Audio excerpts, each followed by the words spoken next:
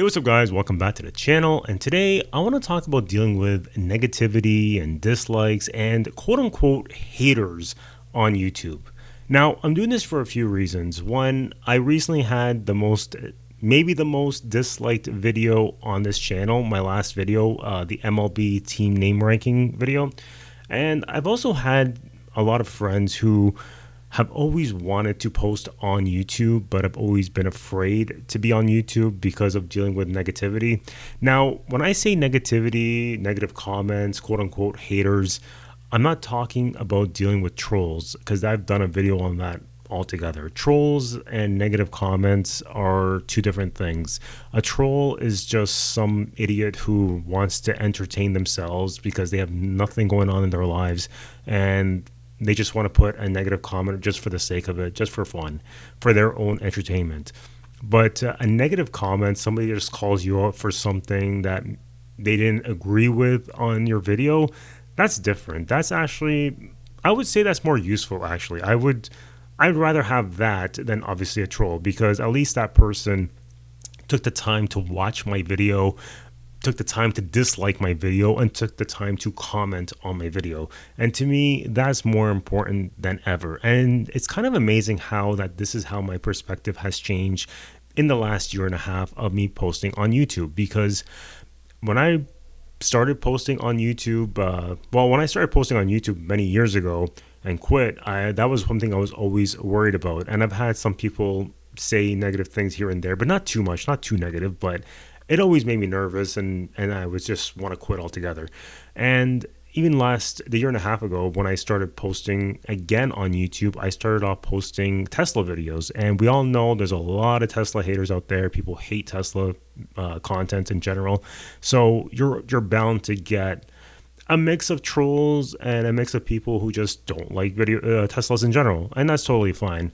But I've had people call me like, "Oh, you're such an idiot," this and that. If I talked about something about the Tesla, people have called me like the stupidest person on the planet and stuff like that. And yes, you kind of get hurt a little bit. You kind of feel like, oh man, maybe I should take that video down, things like that. And even last summer, I remember I've had people disagree with me on some of my opinion style videos. Like I remember when I did a WrestleMania 41 logo reveal and destination, I gave my opinion on not liking that they decided to put it in this location, and I've had people call me out on that. And I remember telling myself, okay, you know what, from now on, I am not going to do any of these, what I like to call opinion pieces, like an essay style video, just giving my opinion, my 2 cents on something. And I didn't do that for maybe 3-4 months, just did not want to give my opinions. I would do ranking videos, but I wouldn't give my opinion on anything, because at that time I was always afraid of being called out.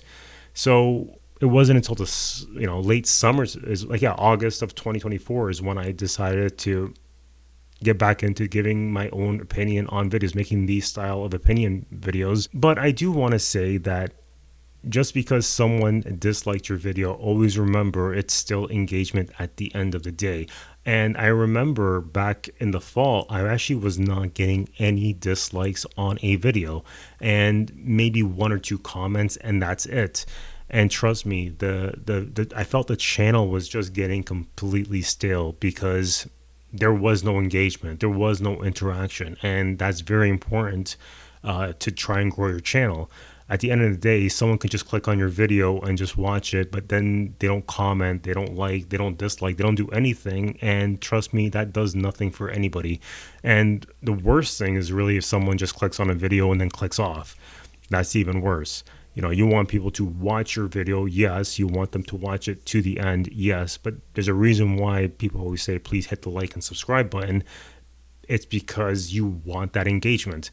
Now, you want to dislike it, go ahead, dislike the video. And at least then there's still, I have noticed I get more views on a video when there's more dislikes, which I don't know, maybe the algorithm works out this way. I still don't know that I'll never understand the algorithm, to be honest. I've done like 3 videos in a row where they're very similar topics. I've done the same analytics, same tags, everything, and they've always got different results. So I'll never understand the algorithm. The thing is this, being a YouTuber, you should always go in there and expect that there might be some criticism. Expect people either to troll you, yes, but also expect people to not agree with you, and they might call you out on something. And learn from it too. Like I would say I learned from that video is to be more specific on, like I actually watched the video again of my MLB team name ranking, for example, and I do remember saying that I was not really a baseball fan. I don't watch baseball that much. I'm just ranking team names. I'm not ranking the logo. I'm just ranking the names, just reading the names and just doing rapid fire. But I never was specific on saying that I don't care about the history of the name, of how they got their name and all that. To me, that didn't matter for that ranking. So that's what I've learned since, is to be more specific on how I do a ranking video, for example. Oh, and by the way, the most hated video on this channel was my Tesla road rage video. That one got the most dislikes than ever. I think, yeah, it was like a 25% likes. That's it. And the rest was all like 75% was dislikes. The MLB video one is about 50-50 almost. But the thing is, yeah, so being a YouTuber though, if you want to post on YouTube, and I'm telling this to like friends of mine who do watch this channel that have wanted to post on YouTube, and the thing is this, think of it as a broadcaster, as an actor. Actors get criticized all the time. Do you think they cry about it? Do you think they quit altogether? No, they still keep doing what they're doing. Like, I've seen just so many A-listers out there that are always getting criticized for their work, for everything, and they still do it. Same with this. No, I'm not an actor. I am not, this isn't a Hollywood production, but I think of it as I put myself out there at the end of the day, right? I'm kind of like a broadcaster in a way, or a podcaster, and I'm just putting myself out there, and there's a comment section and people can write whatever they want. I don't block words. I don't do anything like that. I like people to say what they want. Let them say whatever they want. People can read their comments. And hey, I've always engaged with people all the time. I always like to respond to every comment. One guy called me out for responding because we were going back and forth, and he's like, yo, do you respond to every single person? And I say, yes, I do actually, because for me personally, as someone who watched a lot of YouTube videos in the past, who commented on people, and I always hated when a creator just never acknowledged me, and I always felt like someone took the time to comment on your video, you should always comment back, even if it's a negative one. You know what, just casually respond to them, and that's it, and move on. So I don't know, this is just something I've been wanting to get off my chest here since that last video. And if you like this video or got something out of it, please hit the like and subscribe button. It would definitely help me out. I'm still trying to grow this channel, although I have reached a specific milestone as I'm recording this, and I'm very happy and thankful for that.